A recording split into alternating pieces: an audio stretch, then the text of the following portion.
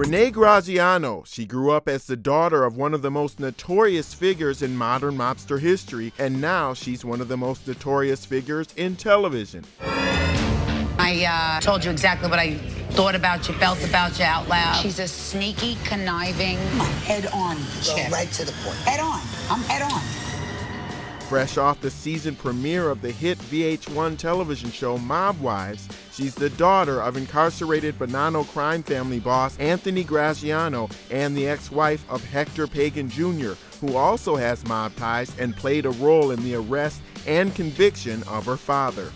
The Staten Island native talked to me about the Mob Wives season and what it's like to grow up as the daughter of a crime boss. All of this drama playing out on this show, Mob Wives, which is a hit show.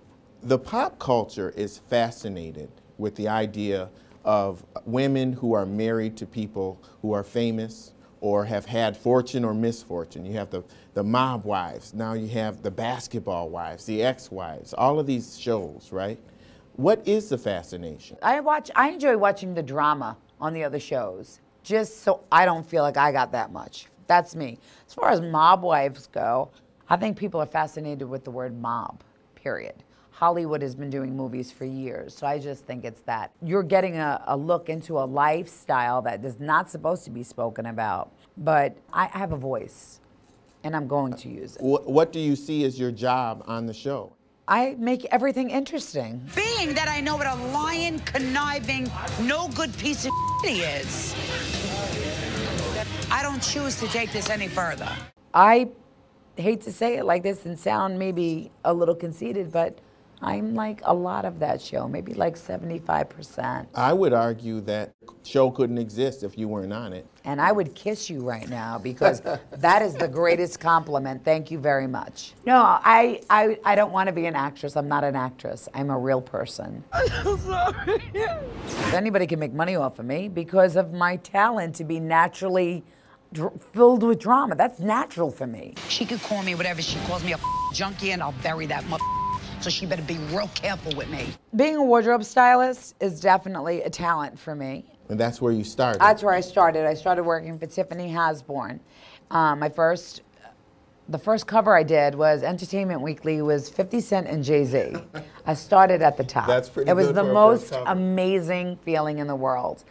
How it relates to my life was really hard because it was two different lifestyles, culture-wise.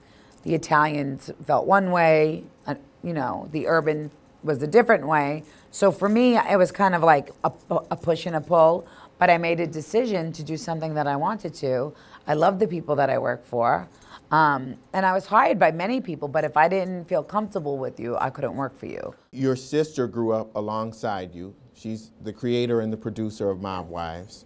From the time that the show was conceived to the time that it actually hit the air, what happened? Jennifer's brilliant. Reality TV was becoming really big. She developed Mob Wives. I was the last to be casted because I'm the most difficult. And she was getting even with me from when we were young. She made me like let my tongue hang out, and she really did. I kid you not. She's like telling me about this one and that one, and then the next thing you know, she's like, "Yeah, we need one more girl," and I'm like begging, like, you know, I can do it. Can I work wardrobe? I wanted to do anything. So we pitched it to a couple of different people. Actually, VH1 turned us down the first time, then called us back. Harvey Weinstein backed us. Also, Marvin Peart is our partner, and that was it. What was it the first time that made them not want to do it? Because they felt we were like coming out of the gate like we were men. But that's you know, good TV. Right? But we were talking about stuff because it's scary sometimes. Like, I always say everybody wants to get into bed with a mob wife, but nobody wants to get into bed with the mob. So I want you to know it's not okay to me that you think that I slept with your husband. It's not okay because it never happened. A lot of this requires you to show so much of yourself. It's gained you all this notoriety, but what has it cost you? It has cost me, the worst thing I would have to say was my dignity when my ex-husband ratted. I'm a very proud person. I'm very proud of my father. And my ex-husband My father considered him his son. So I was more like the daughter-in-law. And he came back into your life. Just to set my father up, To who wear a just wire. came home from prison after 10 years. He didn't just wear a wire on himself. He gave me a watch with one. There's rats, there's rats. And then there's someone like my ex-husband who sets people up. That's the worst you could ever be. Worst.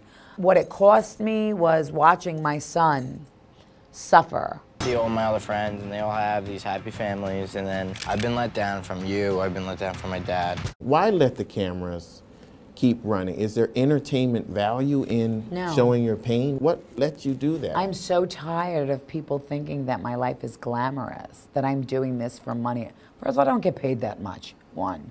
Two, the cameras were already there. And I am who I say I am. This is reality. This is the breakdown of a family. This ain't about the mob. This is about a breakdown of a family. The loss of, my father's 73 with cancer. This is a family being broken. The son has to pick the father or the grandfather. This was so, I was pretty much, I had a nervous breakdown after that when they hospitalized. Yeah. Well, I actually had a miscarriage right after that.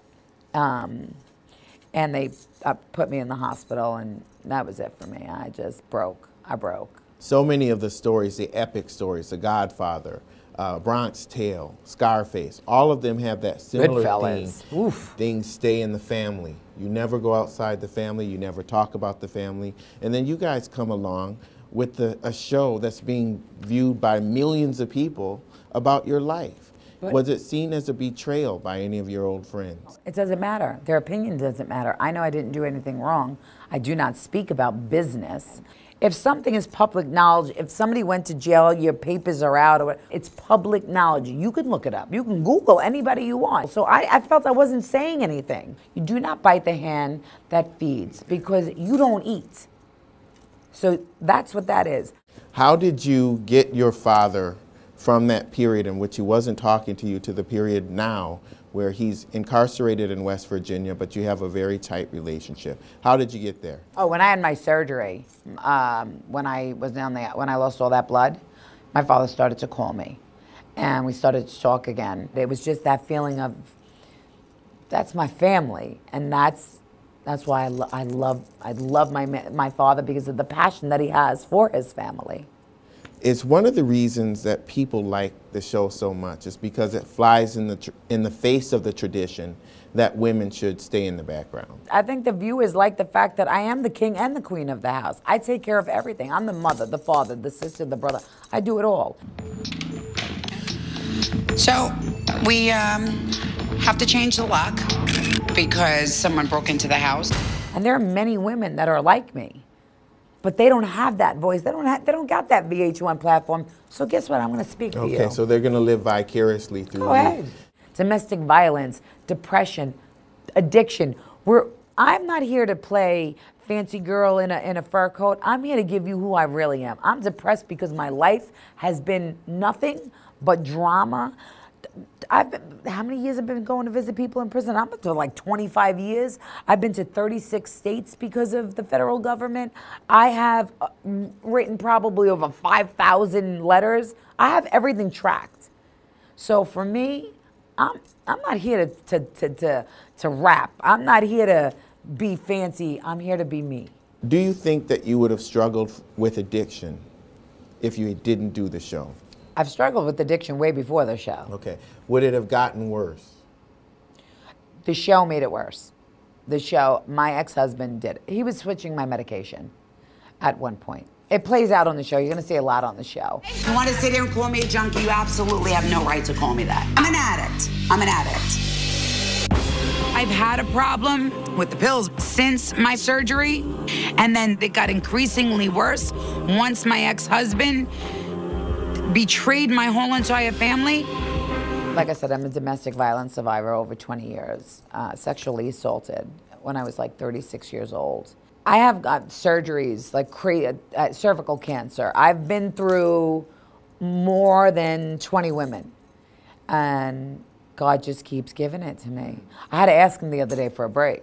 I really got on my knees and I was like, look, dude, I love you, but you got to give me a break. You let me live through the surgery to be betrayed. I have to save myself. Jesus, help me. What are the ingredients that make a successful show? I think the person has to be willing to give everything. I think that if you're not open and honest, you're not reality. You have to be able to do what we're doing.